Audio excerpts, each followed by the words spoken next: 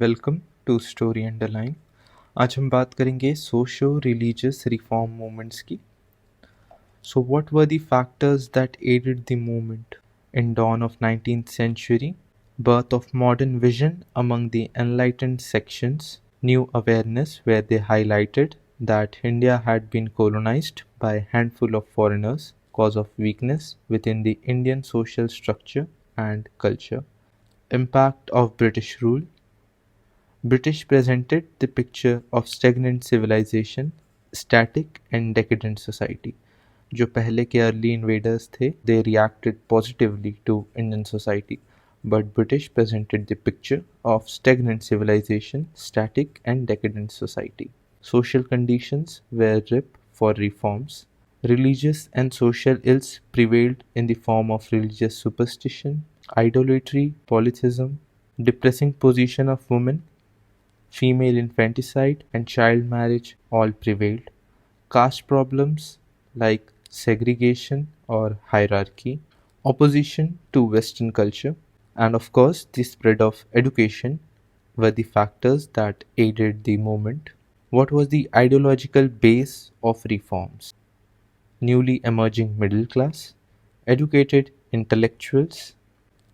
Roots of intelligentsia lay in government service, professions of law, education, and journalism. Intellectual criteria was based on rationalism, religious universalism, and humanism. Evaluation of truth in any religion by criteria of logic, reason, or science. It was neither a revival of the past nor a total break from tradition. It was categorized into two streams based on degree at which it relied on tradition or on reason or conscience. First one is reformist, that include Brahmo Samaj, Pratna Samaj and Aligarh movement. The second is revivalist, that includes Arya Samaj and Deoband movement. The next is direction of social reform. Earlier, the reforms had narrow social base. It was limited to upper and middle classes. Later on, reforms penetrated to lower strata.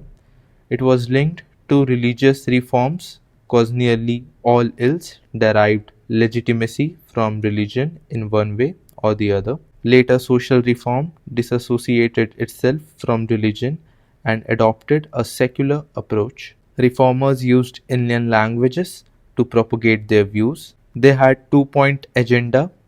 The first one is betterment of women and the second one is untouchability.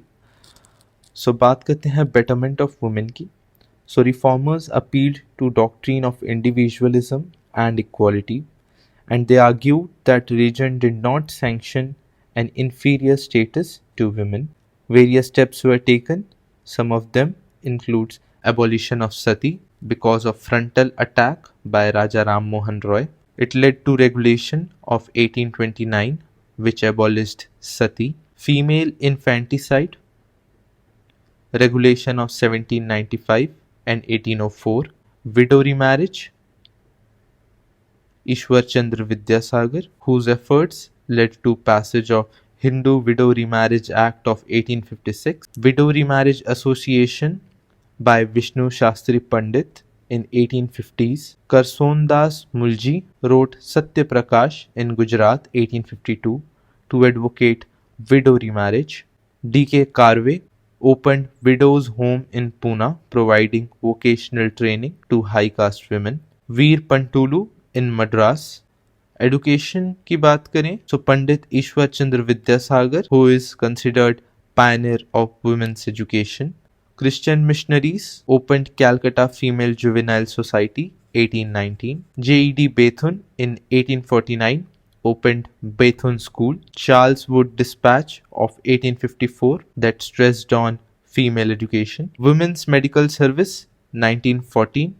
Training nurses and midwives. D.K. Kave 1916. He is associated with Indian Women's University.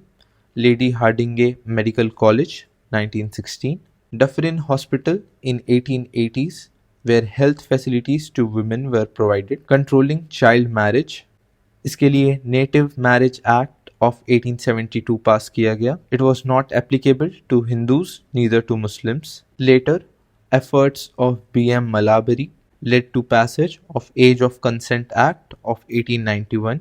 It forbade marriage below 12 years of age. Sharda Actaya, marriage age to 18 for boys and 14 for girls. Child Marriage Restraint Act of 1978, 21 years for boys and 18 for girls. Associations की बात करें, so Ramabai Ranade organized Lady Social Conference, also called Bharat Mahila Parishad, in 1904, Bombay.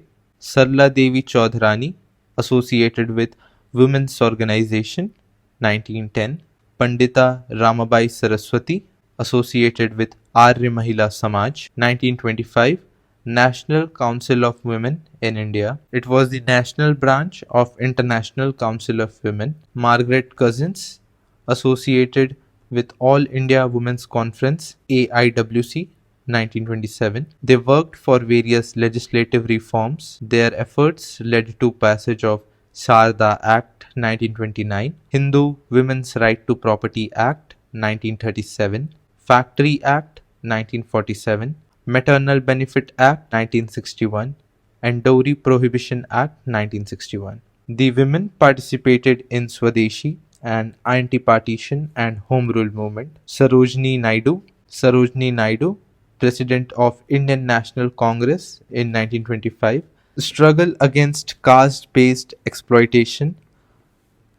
Indian society was divided into fourfold division, which got further subdivided. Racial admixtures, geographical expansion, and diversification of craft, which gave rise to new vocations. Hindu Chaturvarnashram dictated caste of a person. It determined the status and their relative purity, decided person's education, profession, ownership, even before the birth. Worst hit were untouchables and scheduled castes. Factors that helped to mitigate caste-based discrimination की बात करते हैं. So British rule unintentionally created certain conditions that undermined caste consciousness. Concept of equality before law. Judicial functions of caste panchayats were taken away. New education system was on totally secular lines. Administrative services were made open to all castes. Social reform movements that criticized untouchability,